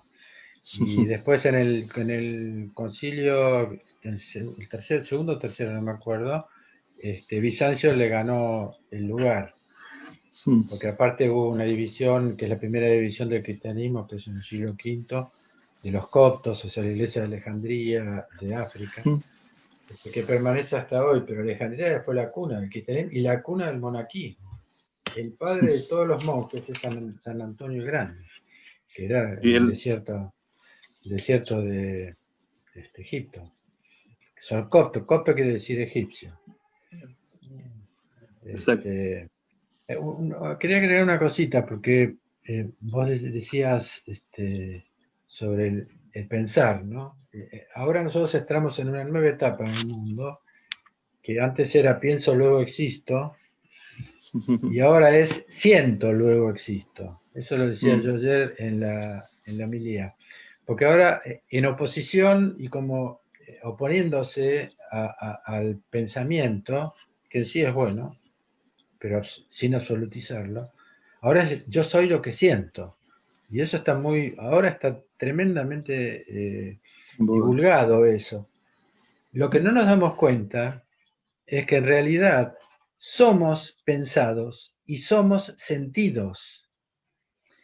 Y eso Dios lo dice en el momento, en las 3 preguntas que le hace a Adán luego de la caída.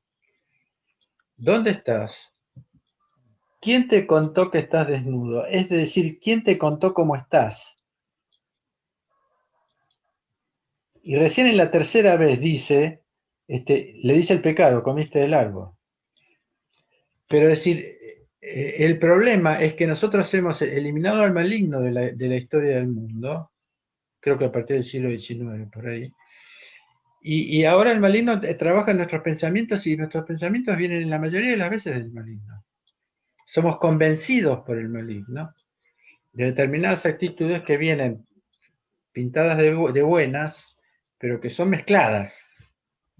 Y ese es uno de los grandes problemas de la humanidad, es justamente, no digo que hay que ser, hay que estar absolutamente, ¿cómo podría decir?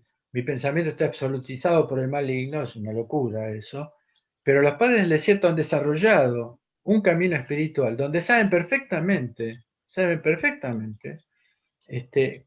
cómo es el camino del maligno, qué es lo que hace. Incluso que habla mucho de eso es San Pablo, en la epístola a los Efesios, por ejemplo. Y hay un judaísmo que habla muchísimo de los demonios también, que el cristianismo lo retomó y lo agrandó. Hay 25 tipos de malignos diferentes que hacen diferentes cosas. Y digamos, nosotros desconocemos eso, y entonces nosotros no tenemos cómo defendernos, porque nos viene el pensamiento, nos viene la sensación, nos viene esto, y nosotros creemos que es bueno, qué sé yo. Por eso hay que ser, como dice Jesús, los hijos de la sombra son más eficientes que los hijos de la luz. Hay que entender de dónde me viene, cómo estás, esa primera pregunta de Jesús, es cómo estás en relación a vos, a mí, a los demás, ¿dónde estás? En relación, con cada uno, ¿a dónde estás vos? ¿Desde qué lugar estás? Porque yo, por ejemplo, yo sé ir a Retiro, pero ¿desde dónde? Desde acá, pero desde Avellaneda no sé. O sea, primero hay que saber a dónde uno está, y después, hacia dónde va.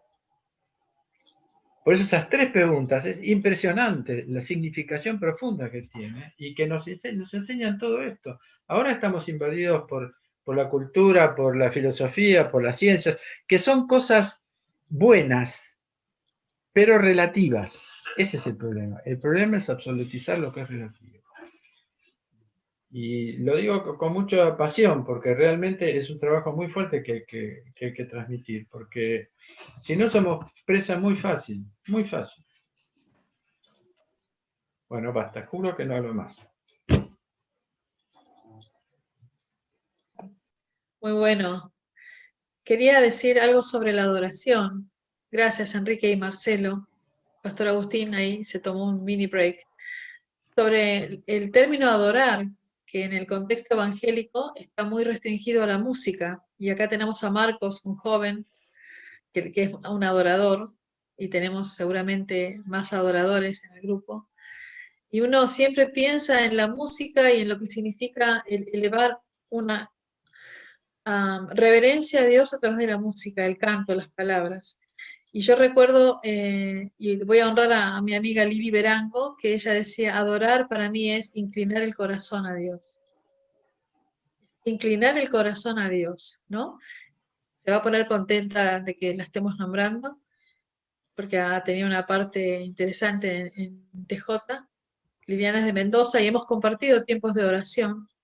Y ella me dijo esa frase, dije, pero esa frase es del Señor, digo, es una revelación, porque el que hace adoración se queda en la adoración cantada, pero la adoración es ofrendar, la adoración es visitar a un enfermo, la adoración es callar, la adoración es estudiar la palabra, como nos enseñó Pastor Montenegro y Fer, la adoración es una reverencia y saber quién es Dios, o sea, ponerme en el lugar correcto delante de Dios. Es muy profundo cuando Jesús le dice, el Padre busca, es decir, que ni siquiera uno debiera tomarse el trabajo, porque Dios te está buscando. Si vos sos adorador, Dios te está buscando. Si yo soy adoradora, si yo estoy inclinando mi corazón. Es como cuando uno dice, el maestro aparece cuando el discípulo está listo, ¿no? Y Dios es Dios cuando uno adora, cuando uno se pone en ese lugar de reverencia a Dios. Es muy profundo, así que, y en espíritu y en verdad, ¿no? En espíritu y en verdad.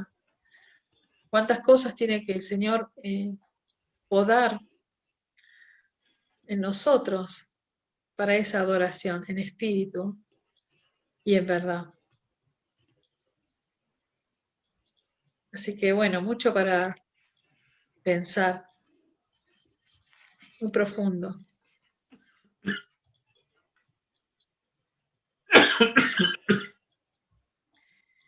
Y la adoración, esa reverencia del corazón, sea que uno esté cantando o simplemente en una actitud, conecta con el santuario. Porque el rey David dice en el Salmo 73, 19 y 21, dice, en una situación X de injusticia donde él se siente inocente o ingenuo por cumplir con todo, y él dice, pero yo era como torpe, dice, hasta que entrando en el santuario comprendí el fin de ellos. El santuario es el lugar, el santuario es la presencia misma de Dios la que trae la revelación. Como dice en 1 de Juan, la unción enseña. La unción es la presencia misma de Dios. Qué profundo todo esto, porque hasta que entrando en el santuario, nunca fuera del santuario, es en el santuario. Y es una acción de entrar, yo tengo que entrar, porque vivo en un mundo que me aleja del santuario constantemente. Pero yo tengo que entrar, es una decisión. Y David estaba tratando de entender la realidad, que era bastante opresiva, con sus estándares humanos. Y él mismo dice, pero yo era torpe, hasta que entrando en el santuario comprendí, y dice, sigue, el fin de ellos, o sea, el de los enemigos de Dios. Ese entrar, esa decisión de entrar al santuario, a la presencia de Dios, es la que le trajo revelación, y ahí entendió, ¿no? Que ahí comprendió. Es maravilloso esto de el adorar, ¿no? Entrar al santuario. Baruch Hashem. Me gustaría saber qué opina el hermano Gabriel, que sé que es un adorador, nos ha contado César que él busca mucho a Dios. Así que, ¿qué opinas, Gabriel, de lo que estamos hablando? Nos gustaría escucharte.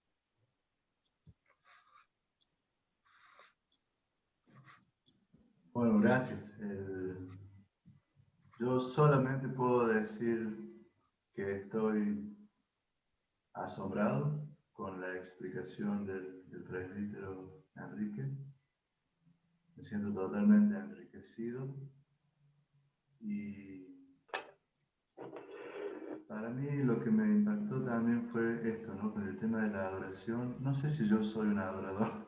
Después de escuchar todo esto, yo empiezo a plantearme si realmente estoy adorando, ¿no? Y escuchando me parece que me falta mucho, pero yo como evangélico que soy, y un evangélico llamado a vivir la vida monástica, a mí me enriquece y me siento eso, ¿no? Fortalecido, enriquecido por lo que el presbítero Enrique dice desde la tradición ortodoxa, la cual amo y respeto totalmente, igual que la tradición copta, ¿no? Así que no tengo mucho para decir, más que estoy totalmente de acuerdo con lo que dice el presbítero, lo que dice el pastor Marcelo, lo que decís vos, pastor Agustín. Y sí, yo, si tengo que decir algo es, yo quiero ser un adorador, quiero realmente llegar a ser eso, nada más, nada más. Gracias. Muy bien, muy bien. Bueno, ¿alguien quiere decir algo más? Yo solamente quería decir una palabra que dijo el presbítero Enrique: Dios entrega a los hombres de acuerdo a su sed.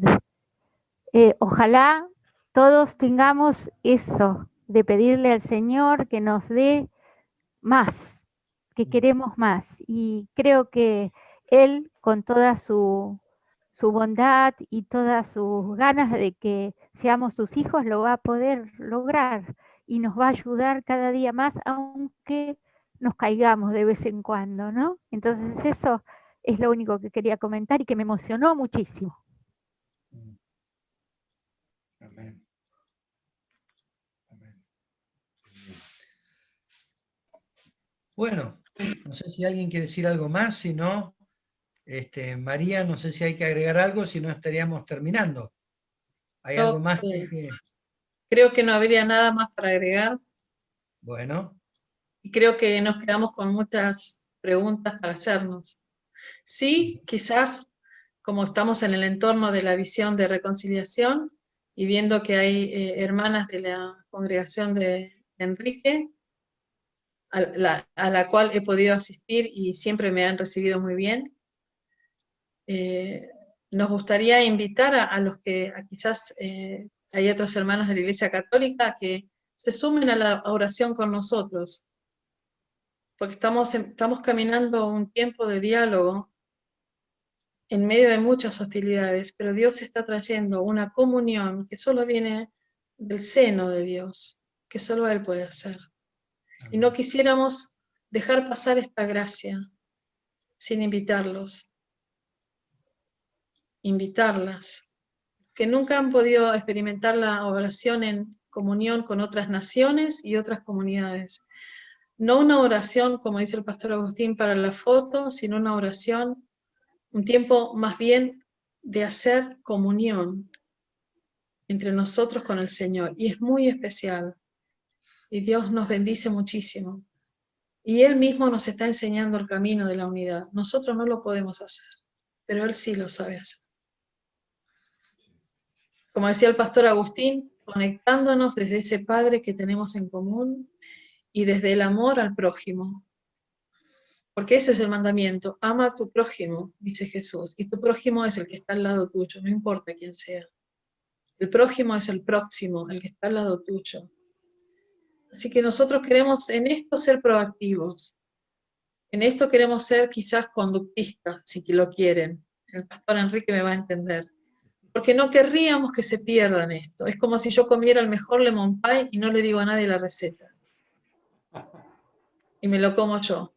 Pero así que ahí tenemos hermanas que nunca hemos visto, como Euge, como Elsa, como Adelina, incluso la pastora Fer, la invitamos a que se sume. El Señor está haciendo algo en medio nuestro y no queremos quedarnos nosotros. Es una gracia que viene del cielo.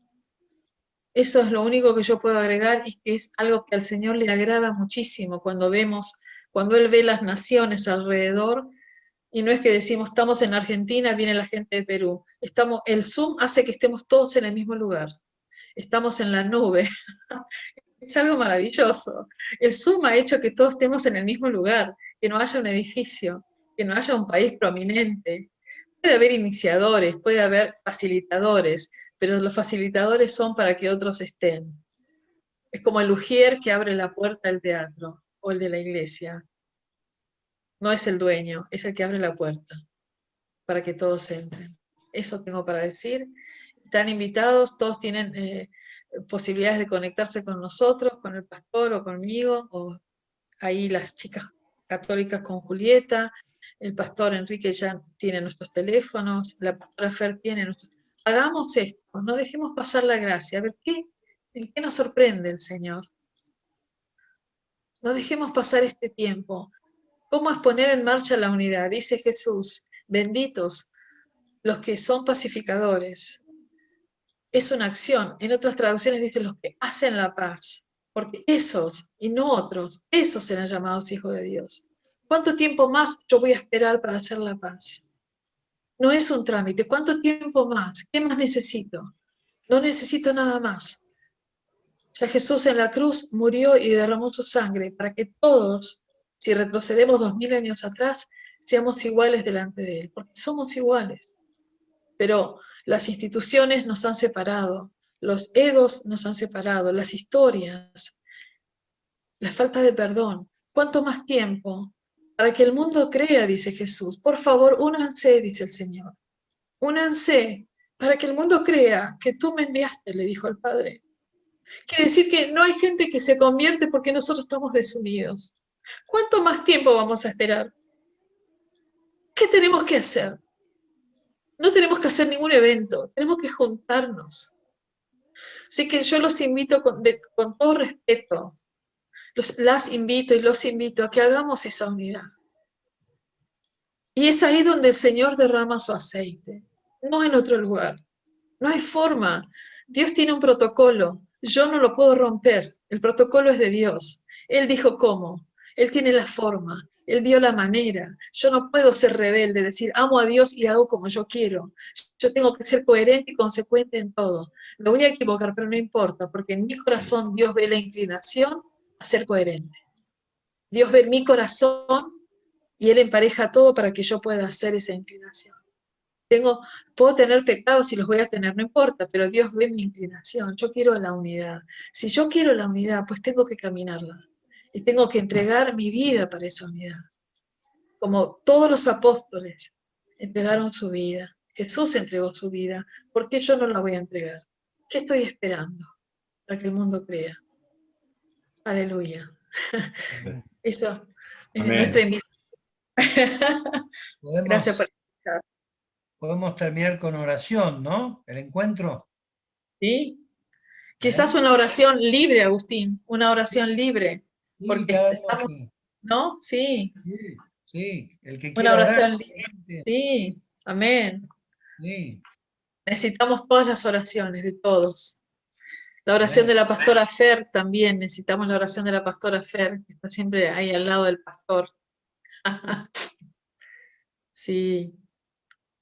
Bueno, oremos ahora un rato, y ya vamos concluyendo. Amén. Yo voy a hacer la oración final de cierre, para que Amén. se sepa ya que termina el periodo de oración. Así que pueden comenzar a orar y yo hago la oración final cuando todos terminan de orar. Pueden orar varios, no hay problema. Empecemos.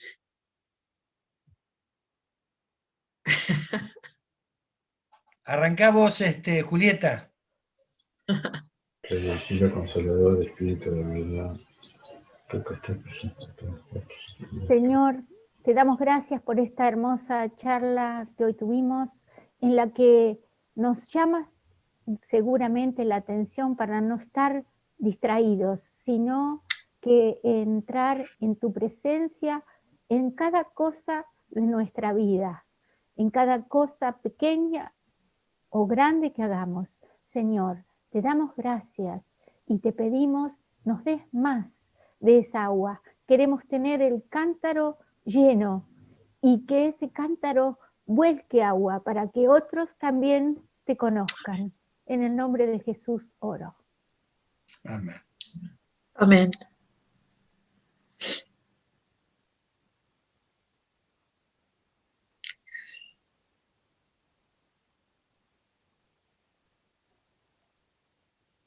Gracias, Padre, porque entre tanta, a veces, confusión y a veces vivimos en un estado de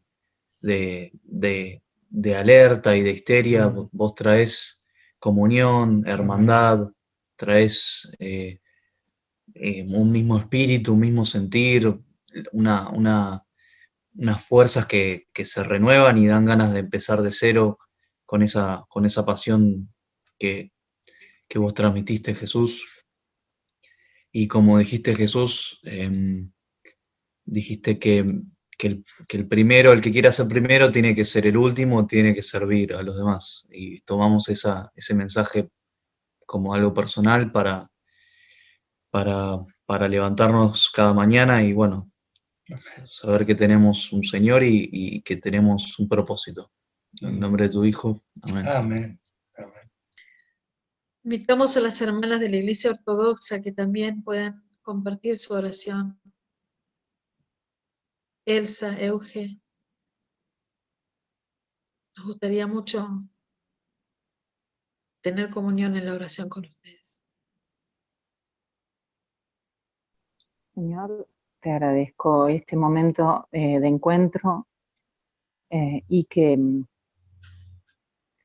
todos hemos venido al pozo y vos estabas ahí esperándonos. Amén. Hermana Elsa, hermano Gabriel. Señor, te pedimos que nos des de beber, danos de beber, llenanos, como hemos escuchado de nuestro hermano, el presbítero Enrique. Danos de beber, Señor, y que podamos portar esa agua a nuestros hermanos, a los que tienen sed, y podamos ser tu instrumento. Y danos de beber sobre todo, para que nos unamos como tú quieres. En tu nombre, Jesús, lo pedimos al Padre. Amén. Amén, Señor. Hermana Elsa,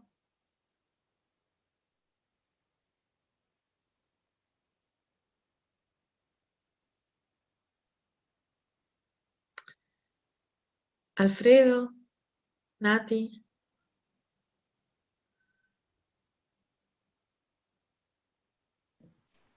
Padre Celestial, en el nombre de Jesús te agradezco por esta jornada, porque nos has elegido en su momento y hoy nos estás moldeando, nos estás enseñando. Fuiste el primero en no mirarle la camiseta, en no establecer una grieta, en buscar la unión. Y hoy el mismo espíritu de JC2 lo lleva adelante para buscar la unidad.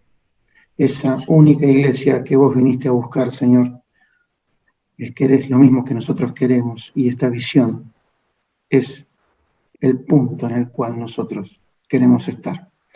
amén. Seguimos moldeando, Señor, seguimos dando de beber y alimentándonos. Muchas gracias, papá. Amén. Amén. Amén. Ahora significa que dejemos entrar al Señor en nuestros corazones,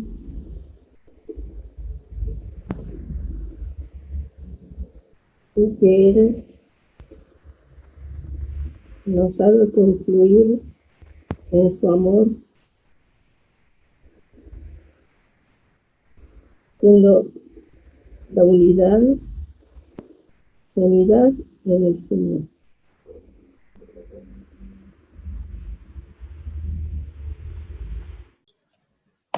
Rey del cielo, consolador, Espíritu de verdad,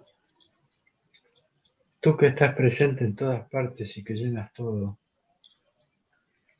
tesoro de bien y donador de vida, ven y habita en nosotros. Purifícanos de toda mancha y salva nuestras almas, tú que eres bondad.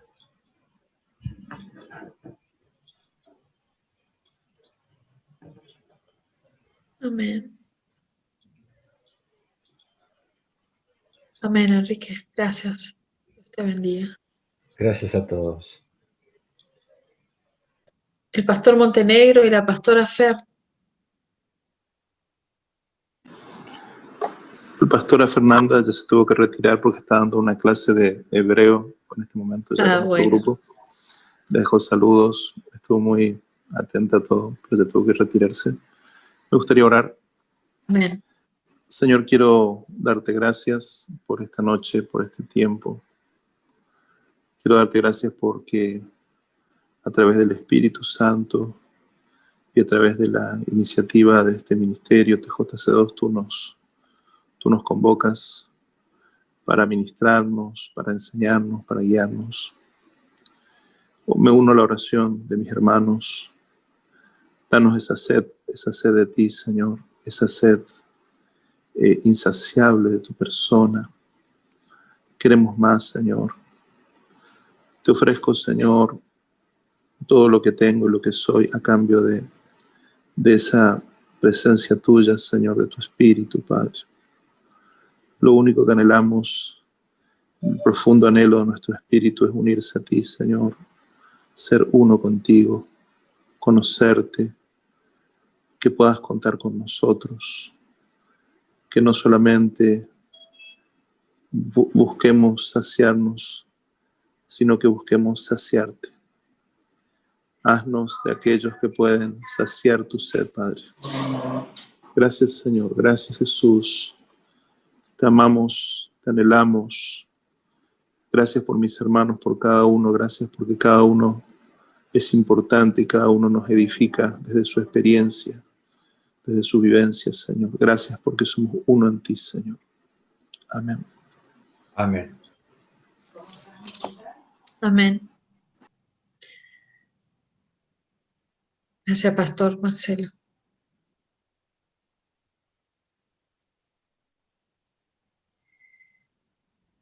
Nati.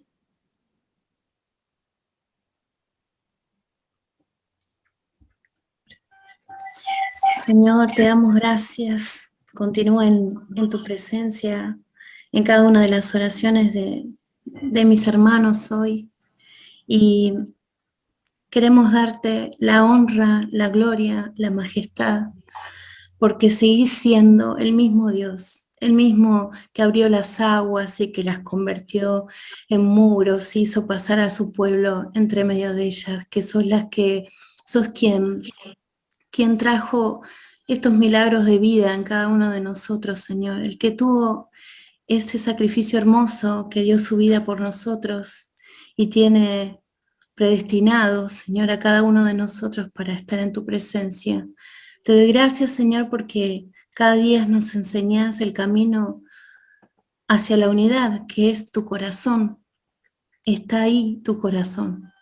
Gracias porque puedo mirar a mis hermanos sin ver barreras, sino que veo un corazón puro, humillado, Señor, buscando más de vos, sin contiendas, sin vanidades, sino de todo corazón. Gracias, Señor, porque sé que vas a hacer cosas maravillosas, porque seguís siendo el mismo Dios, el que hace milagros, el que salva, el que convierte corazones, el que sana, el que destruye la maldad. Por eso, Señor, en este humilde momento, Señor, queremos darte gracias y queremos bendecir a TJC2, queremos bendecir a cada una de las personas que vos pusiste en su corazón el deseo y el ferviente amor por la unidad, Señor. Gracias porque sabemos que hay un propósito grande detrás de todo eso, que es abrir paso a tu segunda venida, Señor. Gracias porque sabemos que estás ahí, en cada uno de nosotros y en cada una de las cosas que estamos haciendo, Señor, en nuestras vidas para marcar tu camino, Señor, y para decirte, Señor, que te recibimos con todo el corazón y estamos preparando nuestros corazones para eso y nuestra mente para eso. Gracias por lo que vas a hacer, Señor. Gracias porque sé que son tiempos de cambio, que el viento sopla como sopló tu aliento, Señor, para renovarnos y para traer cambios en tu iglesia. Gracias, Señor, por lo que vas a hacer y declaramos que echa fuera todo lo malo, todo aquello que quiere traer y romper la unidad. No tiene arte ni parte, porque tú reinas, vives y reinas. Y estás aquí en esta oración. Gracias, Señor. Te damos la gloria y la honra. En el nombre de Yeshua HaMashiach. Gracias, Señor. Amén. Amén. Baruch Hashem. Señor, yo quisiera darte gracias por la vida de Enrique Piquebacker, Señor. Como le dijo Mardoqueo a Esther, quizás para este tiempo has llegado hasta aquí. Quizás para este tiempo, para un tiempo como este. Señor, para ser parte de caminar esa reconciliación. Gracias, Señor. Pedimos tu bendición hoy que viene con 2 hermanas de su congregación. Gracias por esa congregación ahí en Palermo. Pedimos tu bendición sobre ese ministerio, Señor. Pedimos, Padre, que tú soples y avives tu obra en ese lugar y tú la hagas conocer. Señor, que venga una redoma doble de aceite sobre el pastor Enrique, su esposa y su familia, y toda esa hermosa congregación, y que pronto nos podamos unir en oración juntos. En el nombre de Yeshua, Señor, bendice su vida grandemente, Señor. Restaura y, Señor, dale una salud para seguir enseñando. Señor, en el nombre de Yeshua te lo rogamos. También, Señor, sobre el ministerio del pastor Montenegro, Fer y Marcelo Montenegro, Señor, una bendición grande también para ellos, Señor, porque para este tiempo ha llegado, dice el Señor, para este tiempo ha llegado, para un tiempo como este, dice el Señor. Oh, Ramaiki Maisha, en que muchas cosas, dice el Señor, tienen sentido ahora. Si miras para atrás, dice el Señor, muchas cosas empiezan a tener sentido. Gracias, Señor. Y honramos tu nombre por cada congregación representada en este Zoom, Señor. Por cada nación que ha venido. Hoy hemos sido, Señor, 4 naciones. Gracias, Señor. En el nombre de Yeshua HaMashiach. Y la honra, Señor, la gloria y la alabanza, Señor. Amén.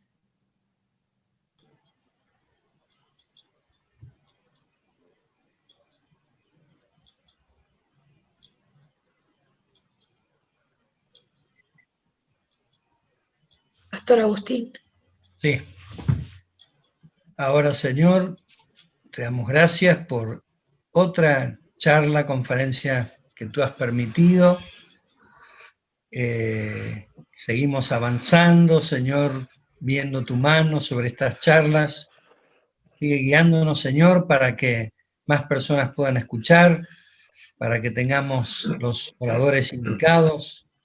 Gracias, Señor, por los aportes que han hecho tanto Marcelo como Enrique y otros que han estado en estas charlas. Señor, te damos gracias porque tú abriste este canal y estos mensajes van por YouTube y pueden ser escuchados en cualquier parte del mundo. Te damos gracias por esa tecnología, Señor, que ha permitido ampliar tan grandemente esto. Te damos gracias, Señor, por cada hermano o hermana que están aquí y miramos con expectativa para que dentro de 15 días también volvamos a encontrarnos y sigamos invitando personas para oír estos mensajes.